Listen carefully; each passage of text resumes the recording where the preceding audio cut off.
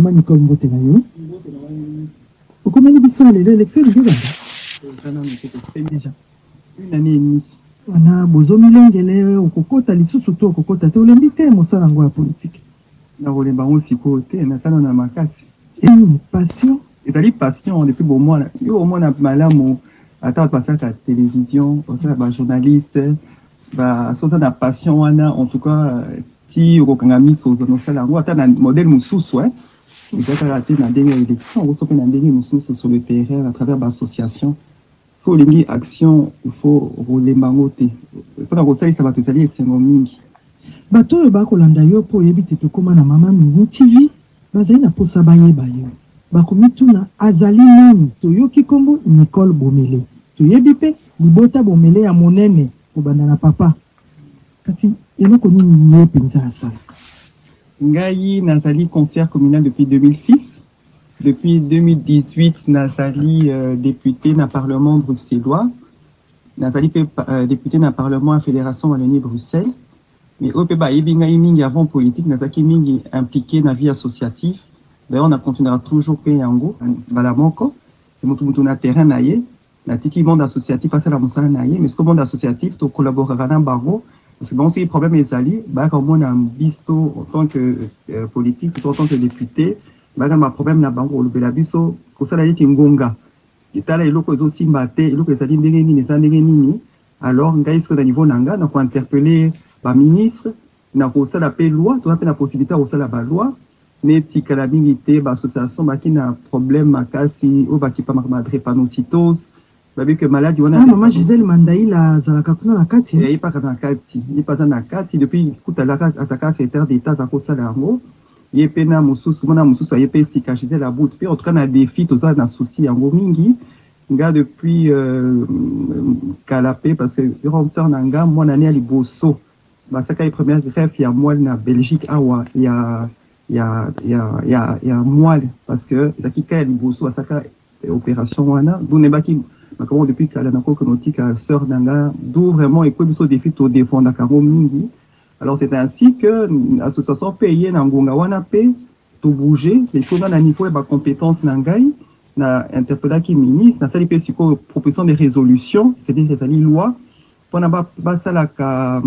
sensibilisation na niveau ba école au niveau de la fédération en ligne parce que compétence c'est compétence ba école ba ka boke ba ka ceux qui malade ezali soki mutalinga bala soki mutu voilà na mwana il faut faire l'examen wana pour ba sensibiliser. Oh, mingi pas na biso to bengaka SS ya mona SS pas sensibiliser pe na niveau ba PMS hein maladie o mona msoko za la malade azoka pe bien te mais bo ta pe maladie o pe rosala si on niveau pe à défi na sœur Gisèle Nibale to parce que ah ça ka mutu na niveau à pouvoir biso fonctionne niveau à pouvoir il y a pesingonga sikoyo ba obligé na niveau ya fédéral que dépistage est la systématique ce qui m'en a abotami donc les compétences fédérales mais la compétence au yangai na loango eso bima si bandima ki ango ce peut les ma commission ni parcours ya soko pose ali nani esala makate bande ko mingi batia kabino kilo wana na mapeka bokumba kango negeni Mama Mimi o nyati likamoka kitoko na sepeli na o mingi parce que na ezali pe rôle na bino na ba journaliste rôle pe ba association ba expliquer bande ko na biso compétence ezali nini mutu moko atie wana commentaire oh bino boso sala nini ole saka bolingo na bimi balé mais boso sala nini point na mais bato bayebaka te que soko lingi problème ya Congo politique na bino a gérer yango il faut bo ponaka bato na niveau fédéral mais soki awa tozali na mboka mondele soko eloko wana etali yote akoki à la limite pour interpeller tango mosusu ministre nini wana ezali compétence na ye asala kaka interpellation kutu soko lobio kene ba Anne Marie Liza na yo kaka mama wana balongola elikola ni koluka ko jouer na influence na yete asengela mama batonda kwa yeba ki pe ata mama ngote eloko te akei kaka asengela mama nda mama wana zwa makambo ti lelo makambo na yese donc na bino pe ba politique bo chiplika kabiso malamu soko place wana ozali na pifote loba ndeko omoni wana soko ndenge olobi soko tokomi na fédéral kuna nde likolo kuna nde plafond kuna nde sika bazwaka ba mibeko po batala makambo ya bapayao ya batamikandao ya bato bandako kuna nde yango wana soko boko voter bo votaka nyingi place bato fédéral bazali bato ya régional bazali bato communal donc yonde ndimbola po bato balanda yango zomona makambo ngo ekomiti epa na biso na mboka mokonzi ya mboka tala miso sima boye aza na badepute te bino bato boloba qu'est-ce qu'il y a na sens po nini bato bayebi formule ya kovote te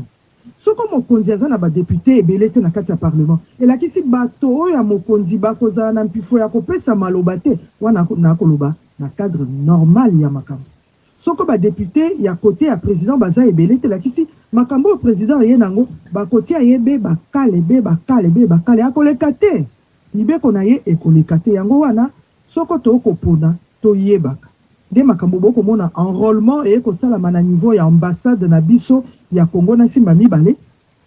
po bato bayeba pe ndenge ya kopuna bato bayeba ndenge ya kosala mais moko tunanga likambo mingi soki ozali congolais na nationalité belge na nationalité française hollandaise anglaise yo makambo wana etali yo te poni na mboka na biso nano bavote double nationalité te lokola na Rwanda lokola na Maroc lokola na bapays mosusu na bosani bakombo bandima double nationalité mais biso ezali nano na kati ya masolo nano indimami te donc yo congolais ozali na carte d'identité belge to mosusu makambo na kolobake okende s'enrôler na ambassade etali yo te kasi makambo towuti koloba ya interpellation vidéo moko mama Nicole etamboli mingi na ba réseaux sociaux osalaki interpellation moko ezalaki na nini? Oui, interpellation ezalaki omoni par rapport ya agression ya mboka na biso ya est ya Congo tozaki na souci mingi pana tozomona que agresseur toyebi déjà komona ye ezali Rwanda pe eyebani pe makasi sikoyo ke ezali ye mais tokamwaki tomoni bapesi ye 20 millions d'euros pour soi-disant que meka kobomsa kamukuna na Mozambique kuna problème etali Mozambique mais toyebi bien que bambongo on eza ko servir pendant ko somba ba arme pendant ko attaquer ko bomana ko violer ko bebisa ko déstabiliser mboka na biso. Alors voilà justement par rapport à compétence tout ça na niveau ba compétence yo voilà tout ça niveau compétence na compétence au yangai na yebi que fédération waleni Bruxelles à travers la coopération na ba neneti na Kigali na coopération na Kinshasa c'est-à-dire Congo Rwanda Burundi par la coopération wana alors ami tout na ngezalaki koloba na yoki sango que Union européenne et PESI mais to yebi que chaque mbongo baso pesa na Rwanda ça pas ko boma bandiko na biso ozo participer boma bandiko na biso na yebi que na fédération waleni Bruxelles coopération pezalaka na mboka na onga na tangi est-ce que fédération P Bozongo européen ça peut bon kuna na Rwanda sans condition na cadre de coopération il y a ba malamu parce que nazali awa na kondi mate na siège ka isika oyo mboka ezo kende pona ko boma bandiko na biso na interpeller ministre président Géolé est-ce que ayebisika na linga pesi ngai réponse en tout cas biso sikoyo tozali na coopération na Kinshasa mais tout ce qu'on peut ça Rwanda et le côté dans cadre de coopération la fédération waleni Bruxelles on a dit na tojo pe koto na merci bon pour la paix ka miso ezalaka ndenge wana te bon na question na qui que moi ezali na yoki déjà que bon pe ça te na sepeli mingi na ndenge biso to parce que ça souci na basolo bato ba kolobo ba pesi 20 millions wana eza makambo mosusu yaki na Union européenne wana Union européenne bino na niveau ya fédération mais faut fongola miso pe Union européenne et PESI ce qui peut fédéral ko pesa fédération waloni pour ça pe PESI moyen zalité mais na niveau compétence na ngai tona za ekenge et pas na nga bongi kedete pas mambongi quelqu'un ndenge belé et ko na cadre absolument pas dans le sport par contre ça cadre dans la culture par contre ça bambongi ko bima pe belé mais bon na toyebi to okene soma ba ampa bo bandiko na biso ba pesa ngo mbongo ya culture ba pesa ngo mbongo ko mbongo ya eloko ba benga kani sport bato ba développer sport na mboka na bango nzoka eza sport penza te soko tali na CC eza makambo mosusu eloko yo zo telema yango na telema ki yango wana pe na bisaki boye bon na yo ki yango mais est-ce que bozo quand même ko salisa bato bazali victime ya agression na est à Congo bandeko na biso ya ebisingai en tout cas ti lelo association moko te ya Congo mani et ko senga ngai mbongo pona ko salisa bana ya Est Congo mbala moko kaka boye le lendemain dans un coup de fil ya moto association ya Congo abi mama Nicole na yoka ki vidéo na yo ngana na association ngana sama kama ebele na Congo na Est Congo na lingi na zo subidi wana ngabi ok opena ngaka yango wana to kanga ipena maluba o ya lobi mbala moko pe na ke na moni ministre président na so voilà tozali na problème boye baki yo ibisaki ngai que association moko te ya Congo atunaka lisalisi yango moko azali pour aider bata Est Congo abi Nicole pas de problème abona kangina lokuta pour vidéo ezali omoni mundele abi Nicole pas de problème voici nous nanga privé yango yo pesa na association wana a contacter ngai comme ça na salisa ye ngape mbala moko pe na pesa association a sepeli debi na association wana to sanso yo ka pe ngai ngapi mama yango yo wana ko sa sepeli makasi changa pe na copie na landa ka évolution ya dossier comme ça ezali bien mais ye alimwe omoni makambo akoma omoni alimbongo ko bima wana alobi wana motema bi Maman Nicole a senga copie, a senga commission. Retro commission. Retro commission. Maman est dans un mois. Ah, maman Nicole, et comment qui dossier qu'on a dans nos réponses, boyé, au lit, moi, ça a bon, voilà, c'est pour salisa yo, mais ça l'a été pour la. Ça a biso la machine nini, au biso yo penta. Moto, basala biso la machine nini. Moto a sungi yo, po, tango ozalaki na posa na ye omonanaki na ngonga wana ngonga ezalaki mama Nicole wana ngonga ezalaki mais tango bapesi yo numéro privé tatango azana nyolobi ministre Joël ministre président Joël yoyoki sika yo tango zu numéro ya ministre président oponyoki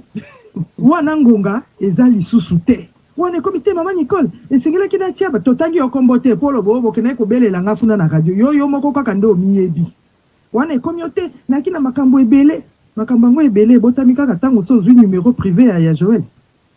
bon parce que pour les ali souci pas na landa kata chaka ye moto ozomona pas il faut et aboutir nana takati na chaka ngo moto mais kosuka pe wana te ba association eza ebele na kanisi papa Mike soko zoyo kabiso yo zala kaka même na makambo basima kivu makambo ebele bato musuba kokyo ya te suki kana mama wana nako cha bomba na contact basa la dossier bombi balé on est au bien pe ça pe poids qui tout akolinga yo moko kutu basa kili yo ongo yako bakitela yo moto mosusu e koma susu ko ndenge ni papa lo malandela masini tozali tokoki koyoka elema wana ya interpellation ndenge elekaki po soko okomi kobeleme oyebisi biso po wana tolingi to mama Nicole esaka yo so moti tango mosusu nebite bino bwaka baningana babato wana nyoso o ministre oboye mais tango mosusu basaka makambo na biso kwa bakomona te lokwa balingi te obotamaki na mpifo wana wapi po osala interpellation ela konini pensela mokaki okati ya yo kanda mini ndina lobi makila na biso uti na Congo biso nyonso tozali na souci ya Congo en dehors pe ya interpellation na boye totumisaka bango mingi phare à phare par rapport à dossier na situation wana voilà élément ezali boye na niveau fédéral il faut ça là bo totsaka bango pe moto ezate kaka interpellation wana kaka mais na quotidien totumisaka yo ça na niveau wana il faut ça là boye pe na niveau ya parlement pe chance ezali pe que tozo croiser pe ba parti politique pe nyonso na niveau kaka ya biso ça bango papa maman loba na niveau fédéral boye biso c'est au sali boye bino pe ko sala boye to loba ka pe to sololaka ozomona papa lo mokomi to kana no moilo kwa ngo ndenge interpellation ngo esalamaki Fabrice Pembele soko okoka et pour mboka ndenge nini au peuple ndenge nini Congo et la position de la Fédération Wallonie-Bruxelles, c'est à vous. Oui, merci beaucoup monsieur le président, monsieur le ministre président. Le jeudi 1er décembre, dans le cadre de la Facilité européenne pour la paix, le Conseil de l'Union européenne a adopté une mesure d'assistance de 20 millions d'euros pour soutenir la poursuite du déploiement des forces de défense rwandaises dans la province mozambicaine de Cabo Delgado. Ce financement européen doit permettre, soi-disant, l'acquisition d'équipements collectifs et individuels et couvrira les coûts liés au transport aérien stratégique nécessaire pour soutenir le déploiement rwandais à Cabo Delgado. Monsieur le ministre président, pour mon groupe, nous pensons qu'il est vraiment inconcevable d'aider de quelque manière que ce soit l'armée rwandaise sans un retrait immédiat de son soutien au groupe M23. Comme le dit si bien le docteur Mukwege, notre prix Nobel de la paix, aider l'armée rwandaise aujourd'hui, c'est encourager l'extermination du peuple congolais. En effet, cette armée, on le sait tous, par l'aide qu'elle apporte à ce groupe, est co-responsable de graves violations des droits humains et de massacres de masse à l'est de la RDC, dont notamment le viol des femmes, d'enfants, avec quelquefois des objets tranchants, des captures d'enfants comme esclaves sexuels ou comme enfants soldats, extermination et déplacement de population pour un but de spoliation des richesses et des terres congolaises. De plus,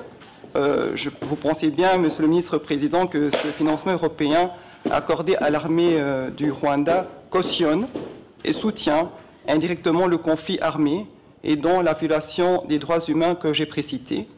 Pour défier cet argent, de l'Union européenne devrait plutôt soutenir la création d'un tribunal international pour juger les criminels qui commettent ces atrocités à l'est de la RDC. À ce propos, je voudrais, Monsieur le ministre, Président, au vu de la situation humanitaire dramatique qui sévit à l'est de la RDC, avoir quelques réponses à mes questions par rapport à ce dossier quand même assez dramatique. Quelle est la position de la Fédération Wallonie-Bruxelles vis-à-vis du Rwanda pour son soutien au groupe M23, responsable de massacres à l'est de la RDC?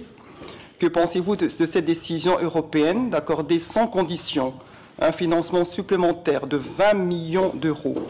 En outre, les financements directs au gouvernement rwandais sont-ils accordés par la Fédération Wallonie-Bruxelles? Vous avez beaucoup parlé tout à l'heure de Kinshasa. J'aimerais bien un peu savoir si pour le Rwanda c'est accordé. Et dans l'affirmative, un conditionnement de ceci au retrait du soutien du Rwanda au groupe M23 est-il prévu? Un soutien humanitaire pour les populations de l'Est de la RDC est-il envisagé par la Fédération Wallonie-Bruxelles? Et enfin, une concertation avec le fédéral, parce qu'effectivement, c'est une matière qui relève beaucoup aussi du fédéral, et les autres entités fédérées, est-elle prévue afin de mettre en place des actions diplomatiques coordonnées pour forcer le Rwanda à arrêter le soutien au groupe M23 qui est responsable de cette grave crise sécuritaire et humanitaire à l'est de la RDC? Comme je l'ai déjà exprimé à cette tribune, je suis extrêmement préoccupé par l'aggravation de la situation à l'est de la République démocratique du Congo et ses dramatiques conséquences pour une population qui subit cette crise depuis plus de 25 ans. Je partage la position commune des États-Unis et des envoyés spéciaux de la Belgique, de la France et du Royaume-Uni qui, dans leur communiqué du 18 novembre dernier, ont condamné l'avancée en RDC du groupe armé M23 qu'ils ont appelé à un retrait immédiat. La Fédération Wallonie-Bruxelles n'a été saisie d'aucune demande humanitaire en faveur de la population. Pour ce qui concerne la décision européenne d'accorder un financement complémentaire de 20 millions d'euros au Rwanda, celui-ci s'inscrit dans le cadre de sa participation à une mission conjointe de la communauté de développement de l'Afrique australe en vue de la restauration de l'autorité de l'État mozambicain dans la province de Cabo Delgado. Enfin, la Fédération Wallonie-Bruxelles n'octroie aucune aide directe au gouvernement rwandais. 02 732 0450 ndia na biso ya singa soko bolingi bolanda mobimba nango bokotala yango bongo na site ya Mama Mini TV wapi esika tokozwa mpenza intégralité ya lisikulu ya Mama Nicole Bomele mobimba. Mama Nicole, tango tokomona te biso na mboka na biso double nationalité ezali ya kondimama te. Tango bino bozaka na baparlement wana bozali lokola ba Belge. Tango sali interpellation na eloko moko makila po makila egangaka makila afumuki mbango ezoganga baningo mosusu bamonaka yango ndenge nini? Mpona bango ezali ke tozali ba Belge tokoki occupé makambo etali Congo te parce que tozali na kati ya Belgique tooccupé ba problème ya ba Belge et mpe nalobi na biso makila na biso ezokoganga parce que toyebi ndenge tosalaka boye ezali mpona kopesa bato esengo te ozomona me bato bazali na mboka na biso bazali ba Belge kaka baka makambo ya Congo drepano aussitôt tokoma Congo et situation boka makambo ya Congo makambo pour finir bazala pa na élu ba Belge ou élu congolais baso baka mpe boko sala politique kuna na Congo ozomona yango wana pe boye bakela tosaka ba tomisaka liboso boye tosampele nyonso bon baka bato balingi nini pour finir parce que ça ka na interpellation te na automona na kati ba réunion ya politique ba makambo na mesa na to ba réunion na kati ya parlement tozo ba likambo mingi ba mona ka ke biso to kipaka mingi makambo etali mboka na biso ke makambo etali awa na Belgique on a des boye baka yango mais to li makila na biso eza kuna on ne peut rien faire hein ezali makila mpeza koganga ezali ndenge tokosala ndenge mosusu te